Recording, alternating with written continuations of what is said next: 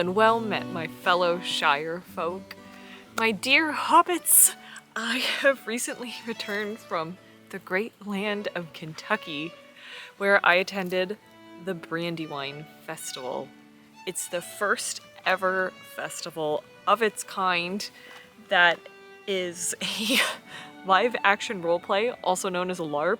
It was my very first time LARPing. There's a lot that I still have to learn about LARPing, but I had an absolute blast. If you're unfamiliar with the event, it was hosted by Bergschneider, which is a company that's put on many LARPs over in Europe. And I'm not 100% sure if this was their first American event, but I know it was their first Lord of the Rings event, and it is the first officially licensed Middle-earth event. And it is planning to continue for several more years, and I really hope that's the case, because I already, like, if I could go back tomorrow, I would. To give you a little more context, the Brandywine Festival is a camping LARPing festival. So there were two different campgrounds. One was called the Hamlet, and that was out-of-game camping, so if you brought regular camping equipment. The other campground was called the Village, and that's where folks who had canvas tents that looked more in-world or in-game camped. And thankfully, they had an option to have a tent furnished and set up for those of us who were traveling great distances, like myself. And that's what I had. So it was this beautiful mix of camping and just truly living a hobbit lifestyle on an absolutely stunning piece of property out in rural Kentucky. I've never been to Kentucky before. I don't even think I've been to that part of the country before. So I was also really excited just to go see a new place. And this is one of the areas where I'm not sure that I LARPed wrong, but it probably comes as no surprise that as soon as I found out there were hiking trails, I took off into them and spent quite a lot of time exploring until I knew I'd exhausted all the places to explore in the wilds, which was great. But I truly feel like I get to know a place when I go out into the land, or rather that's the best way to get to know a place, is to go out on foot. So of course that's what I did, but in retrospect I think that I could have gotten a bit more out of playing the game itself by not running out into the woods so much and by socializing with more of my fellow hobbits, which I did try to do, but it was also in keeping with my character, Thistle Mossbright. She's from Binbale Wood, and she has a big garden, and she loves to grow herbs and plants that she uses to make medicinal teas and salves and things of that nature to help her fellow hobbits. She's also a writer and a storyteller. And so from that point of view, it's understandable that she'd run off into the woods. But I do know now from talking to other folks that there's a lot that I missed out on by not just sitting and having a chat and catching the scuttlebutt, catching the gossip, because apparently that's a great way to uncover quests. I would rush because there is free cheese and free bread. Yes, and you must decide the best combination, and that's how they approach you. Y'all get happy to hear some promotion now, would you, over there? There's definitely promotion. We should find out what that is. Where's the bread and the cheese? Over that way! In the, oh, thank you. It reminded me a lot of Lord of the Rings Online, if you've ever played that game. That was my biggest frame of reference for it. So there were people, I will call them actors. I don't know if they're professional actors or not, but there were folks scattered around who were NPCs, also known as non-playable characters. And in a video game, an NPC would be someone who's...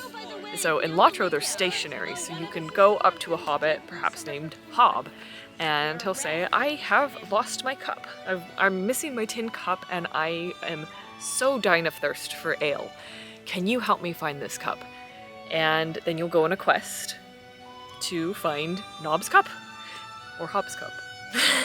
And so the way that the questing worked in the Brandywine Festival, I think, was a little bit similar. Someone told me to find the mouse lady, and I stumbled upon her today. And she called me with a stick, and I was kicking the walk, and she said, like, I think it needs to...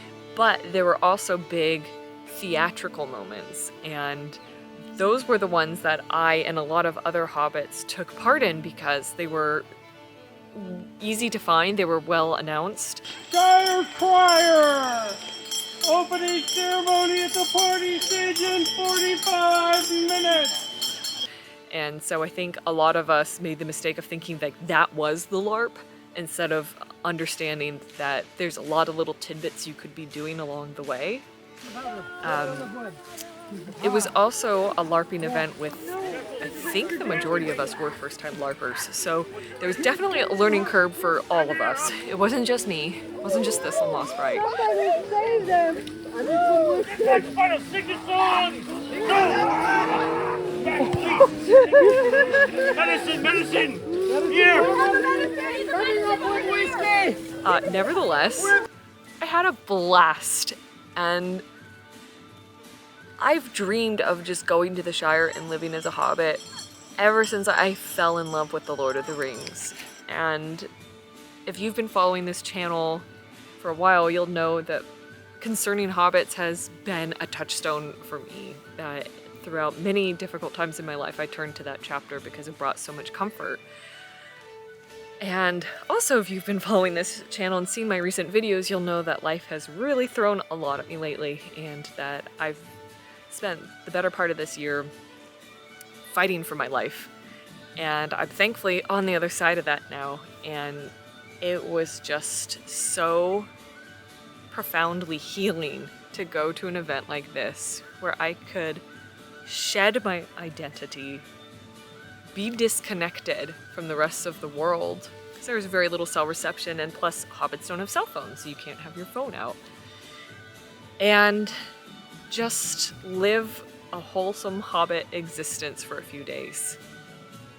Even though it was really cold at night and very hot in the day, even though I wasn't really showering, even though there were all these challenges that come with camping, I still truly feel like I had a vacation from myself and from my life, and the level of nourishment and revitalization and replenishment that I feel from that, I just can't overstate it. I can't emphasize it enough. Oh, I've not been on camera much this year. I'm getting really rusty. I hope this video makes sense. So I attended as media. So I had this little badge, absolutely gorgeous. This was created by Mr. Samuel Hollybrass, traveling artist and sign maker. And he made all of the signage, indeed, for the festival. So if you had a badge like this, you could document the festival. And so I did document a little bit with my mobile phone, but I also had this tome of poetry with me. And there's a few pages, but in the back, you can see there was a place I could try to mount my little camera that I'm using right now, so I can't show you, and just attempt to go around and capture some of the goings-ons. And the reason I did that, even though in theory I could have like whipped out my camera, I don't want to ruin the immersion any more than anyone else does. And so I found this to be a way that I could document some of the festivities while not being so glaringly technologically modern.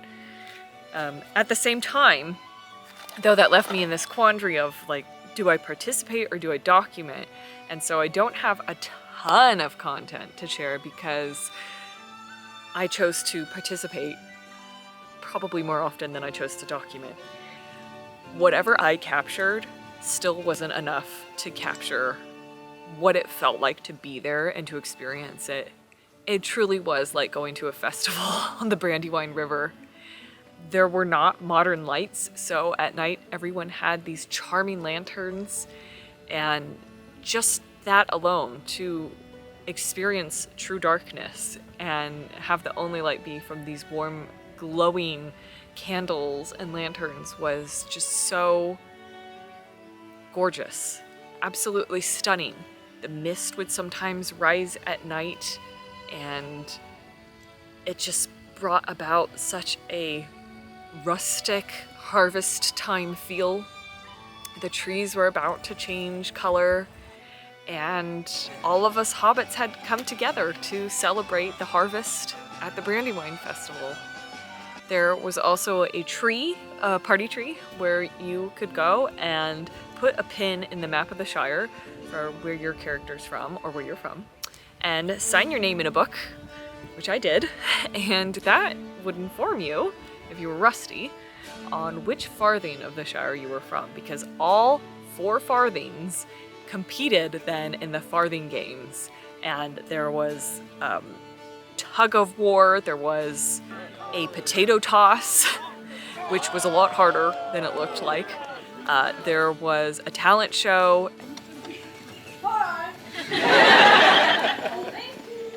If you have a happy and big whistle, sing us a song.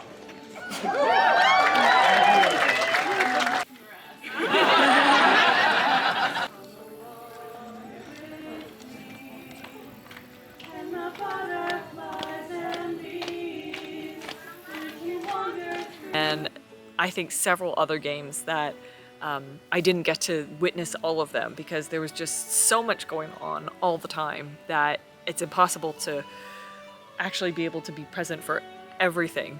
But I'm just still, I don't feel like I missed out. I know I opened this video by saying like, oh, I didn't quite know how to LARP and now I know things more about LARPing, but my heart is so full. I don't feel like I missed out on anything, and I just can't believe, like, I'm getting emotional now because it was just so heartwarming to see how many other players got together and organized their own events, and were sharing food with each other, we're sharing resources, we're sharing goods, there was a whole night market that was organized where hobbits were trading mathams for other mathams or trinkets for other trinkets.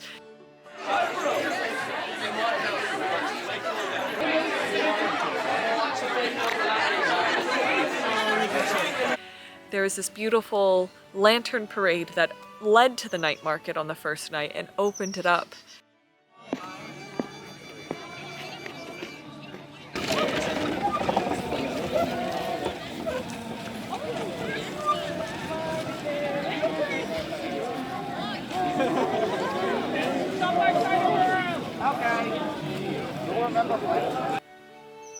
I don't know if I've ever experienced so much warmth and community and people who are just so open to sharing. It was just beautiful. Again, words and pictures and footage just can't really do it justice. Just even being able to greet a stranger or a group of strangers as my gentle hobbits, how do you fare? And encountering someone else on a trail and being like, oh, are there any dangers ahead? And hearing the gossip, but being able to spread information that way and just come up to other adults and not having to be like, play with me. Just having it be an environment where everyone wants to play was just so, again, heartwarming and enchanting. And the funniest part to all of us was that we were going out and seeking these quests, and when we heard that there may be a giant spider, many of us wanted to go investigate, and that's a very un-Hobbit-like thing to do. I heard that there was one player who once, I believe it was the spider, maybe it was some brigands, because there were brigands there as well, revealed themselves, that hobbit screamed and hightailed it out of there, which was probably the most in-character response. The rest of us were being very tookish. I think another one of the reasons it felt so magical and special to me was, even though it obviously wasn't tailored just for me, in so many ways it felt like it was, because I was among such kindred spirits, and the musical entertainment was largely Celtic. There were so many jigs and reels, so many traditional Irish and Scottish tunes that I know well, and I just had a blast. I'm not a good dancer. I attended a few KELLIE'S when I was young, but I've forgotten most of it. But I just had an absolute blast trying to pick up the dances and just moving and feeling the music and using your body and reminding others that you don't have to know all the time. You can just make it up. Just dance. Just enjoy life.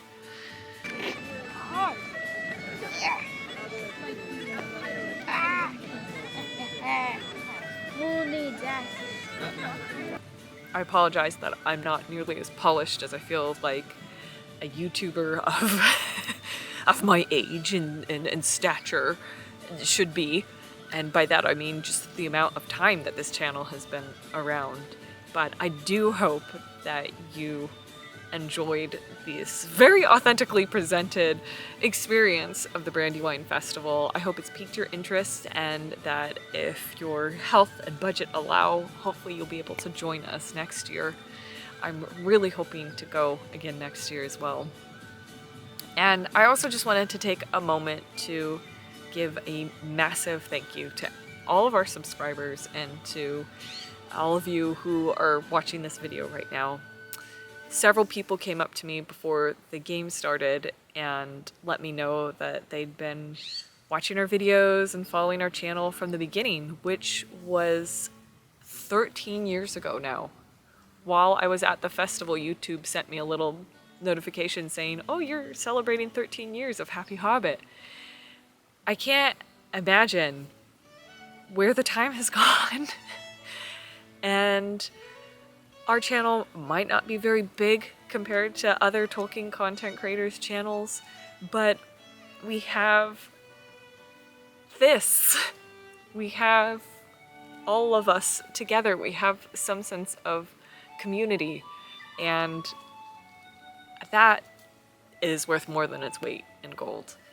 And so sometimes when I'm in these groups of other like Tolkien content creators, and that world is very into numbers. So everything's about how many subscribers you have, how many followers you have. And I'm just a little fish there. And there's a lot of big fish around me, but it's okay. It's okay to be the Hobbit amongst a bunch of big folk, because my heart truly lies in good-tilled earth. And I have a love of all things that grow. I just tried to film in my garden, but it was too bright over there, and I was just a black blob, so it wasn't working out. Otherwise I would be filming over there. But yes, I think that I sometimes feel like I'm just a little hobbit amongst all these big folk when it comes to Tolkien content creators and the opportunities that come their way. But at the end of the day, it doesn't matter. I've never done this for the money. This has never been a business. This has always been for a pure love of exploring Shire living, of exploring a lifestyle in friendship with the earth. And that is something that I'm happy to continue doing and happy to continue sharing with you all, especially as I'm now on the mend. And I just, once again, want to extend such a heartfelt thank you to those of you, not only those of you who were here 13 years ago, but those of you for whom this might be the first video you've ever watched from Happy Hobbit. And if that's the case, welcome. And please feel free to have a look around. We do have quite a few videos after 13 years. And I encourage you to pull up a chair by our metaphorical fire and find us not only here on YouTube, but on social media, because community really is the heart of the Tolkien fandom. And I'm very happy to say that Happy Hobbit has played some small role in creating a community where people feel welcomed and hopefully safe and know that they're in for some wholesome content that is so Hobbit-centered that yes, it's very much in danger of becoming a Hobbit cooking show. In fact, I should make a whole playlist just called Hungry Hobbit. That could be all of our cooking and baking videos. So anyway, from this very long-winded Hobbit, I bid you all a very fond farewell.